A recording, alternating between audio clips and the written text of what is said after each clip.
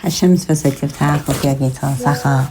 We're now in the 9th Perek of Melachim Alef, and in this Perek we have an amazing feat of Shlomo HaMelech. HaKadosh Baruch Hu appears to Shlomo once again. The Moreh Nevuchim, the Rambam talks about that really there is a disagreement as to whether or not Shlomo HaMelech was a king and a Navi, and he does not feel that that Shlomo was a Navi, but that rather there were times where Shlomo HaMelech was appeared to by Hashem, so he received Nebuah, but it wasn't on a consistent basis. And here Shlomo HaMelech is in Givon, and this was after the Beis Hashem, that's Beis HaMelech, both of them together, as though it was one unit in the mind of Shlomo HaMelech. It was an edifice that perhaps represented that there was no separation between church and state. That's Kol Cheshek Shlomo, everything that Shlomo desired. Where there is a will, there is a way. Why is it that Hashem, Kadosh Baruch Hu, cares so much about the effort of Bnei Yisrael, the effort of each of one of us? Because most of the time, we don't have to do as much when we have a desire for something, when we feel that something is within what we want, then we push forward and we work much harder.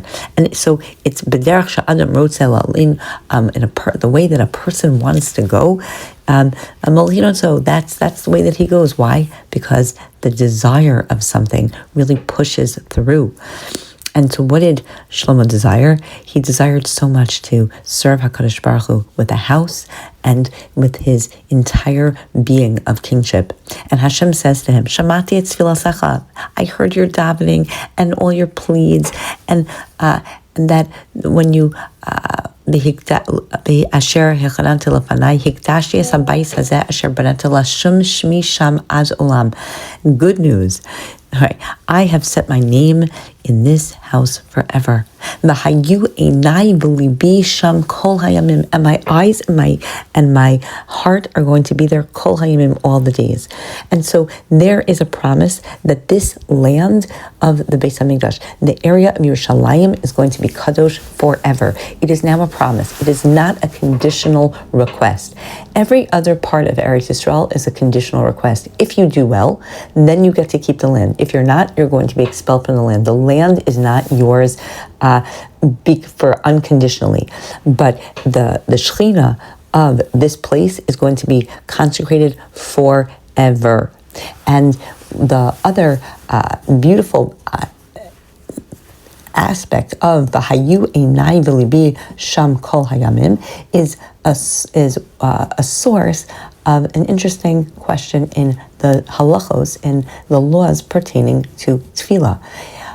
The question is asked, do we keep our eyes up or do we keep our eyes down during tefillah? Some would say, Hayu Einai V'Libi Sham Kol Hayamim, HaKadosh Baruch Hu puts his eyes down, so we should put our eyes down. Or is it there's a pasuk in Eicha that talks about that the lave should be up to that Hashem's lave is up. So for that reason, maybe it's up. And so the answer, according to many, is that you put your eyes down, but your heart up. And what does that mean? So that could mean a lot of different things. Either concretely, that's how you should be approaching tefillah, but on a deeper level, Hayu Einai, when your eyes are down, that is to ask for the things in the Gashmias world. That's to ask for health. That's to ask for parnasa, for shidduchim, for success in everything that you do down here. But your heart, you also have to be asking that your heart, the beautiful spirituality, is also what you should be striving for and looking for and yearning for and have a cheshek for. And you, im telech lefanai, but you too, if you go according to me, according to David Avdecha, and it's always mention of David because he was just such a kingpin in all of this, and you listen to all the mitzvos, then I will give you the kingship forever, just like I promised to your father, and no one else will take it from you. But if you and your descendants, you turn away from me and you don't keep the commandments and you serve other gods and you worship them in this terrible way, that's it, you're done. I'm going to take you out of this land. And the bayit asher hagdashti l'shmi ashlech ma'al panai, and I will make sure that you go among all the other people, and b'habayis hazeh yeh elyon, and this house will be was elyon. Yihiyeh will be elyon forever. Kol over alav yasom sarak. Everyone that will pass by will be appalled and they'll be disgusting. Barmu alma asa Hashem kacha la'aretz hazot b'labayit hazeh. And they're going to say, "Oh my goodness, why did Hashem do this to the lands and to this house?" And they're going to be told exactly why it was that HaKadosh Baruch Hu took us out of Mitzrayim and we gave him everything, and then he left us, and we left him. And we served other gods, we worshiped them, and we weren't good.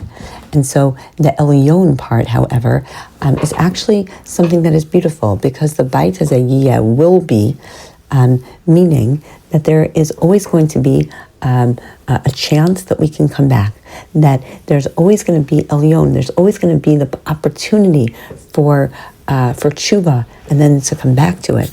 But we will not be getting Eretz Yisrael except on condition, and that Hashem has given us everything, and it'll be a big chol Hashem when the house is destroyed, and we leave Eretz Yisrael. Now, at the end of 20 years that it took for Shlomo to build the Beis Hamikdash and his royal palace, he is in need of the cedar, and the cypress, and everything that real materials. But he doesn't have enough to pay Hiram Melech Tzor, so he gives him instead 20 towns in the region of the Galil. And Vayitze Hiram Mitzor Lir'os Haarim, when he sees these Hiram, V'lo Yashu Beinav, he doesn't like them. Now, how could it be that Shlomo HaMelech could give these land to Hiram? How could he give Eretz Yisrael? So some say that he was really just giving the produce of Eretz Yisrael, but there's also a difference between here and what's written in Divrei Yamim. In Divrei Yamim, it says Hiram gave Shlomo the 20 cities. So which one is it? So essentially one could say that they gave each other, Shlomo gave it to him and he gave it back, or Shlomo gave him 20 cities, he gave him 20 cities. But Hiram doesn't like them. He's not pleased with them, and he feels close enough to say, "Achai, I don't want this land." And they named this area Kabul al Ad Hayom Hazeh until now. And however, Hiram did send the king 120 talents of gold and what he asked for, and Shlomo has to make a tax to build the house of Hashem, his own palace, the Milo, the wall of Yerushalayim, and to fortify Chatzor, Megiddo, and Gezer. Now, what is interesting is the next story. Paro is the king of Mitzrayim, and we have to understand, why was it that Shlomo HaMelech treated the Bas Paro so well that he built her a palace? And the answer is that Paro was not just a regular guy. He was literally Melech Mitzrayim. He was the superpower of all of the world. And so it was the biggest deal. And he had never given any of his daughters, or none of the superpowers had ever given their daughters out to any other person. And so Shlomo HaMelech appreciated the alliance, and he took such good care of it. And so when he is, when the king of Paro of Melech Mitzrayim, when he tries to go fight against Bnei Israel, because he hears there's this little fledgling land that happens to be doing really well, he loses. He then has to lose Gezer. He burns, which is burned, and he destroys it by fire. He kills the Canaanim who live in the town, and he gives, therefore, the daughter of Shlomo, his daughter to Shlomo as a wife. And so Shlomo takes really good care of this daughter. And while he fortifies Gezer, Beicharon, and all these other places, everything and the huge amounts of territory that he rules he realizes when he's there that there are still people. There's a lot of remaining people. There's the Emori, the Chiti, the Prizi, the Chivi, the Lusi. There's so many people that are part of the Bnei, that are in the Bnei Israel that are not really part of the Bnei Israel. And so he allows them to stay as long as they keep to the Sheva Mitzvos Bnei Noach. And he uses them. Those are the people that he will not enslave, but rather he makes them into his force because he has so much work that has to get done. He has so many fortifications that he has to fortify. He has a lot of effort has to go into now fortifying these new areas. And so those people specifically, but Bnei Yisrael, lo natan Shlomo eved. He doesn't make the Bnei Yisrael people slaves. What does he make them instead?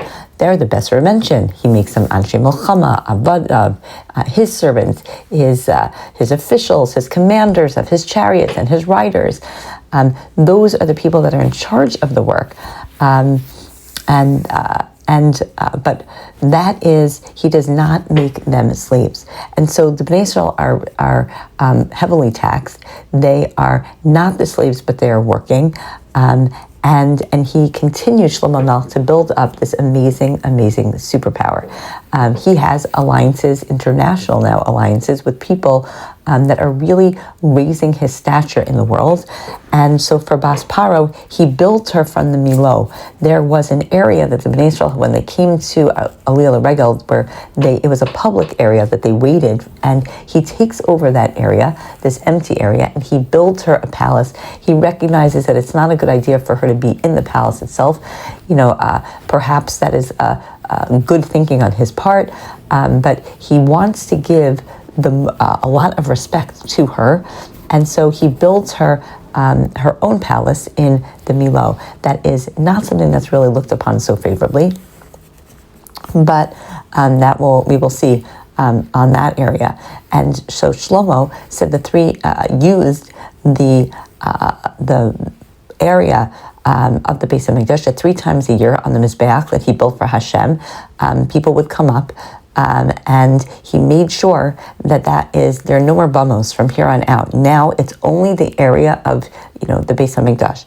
And he also, he also kept the house in repair. He made sure, because we're going to know later on, other kings are not going to do that.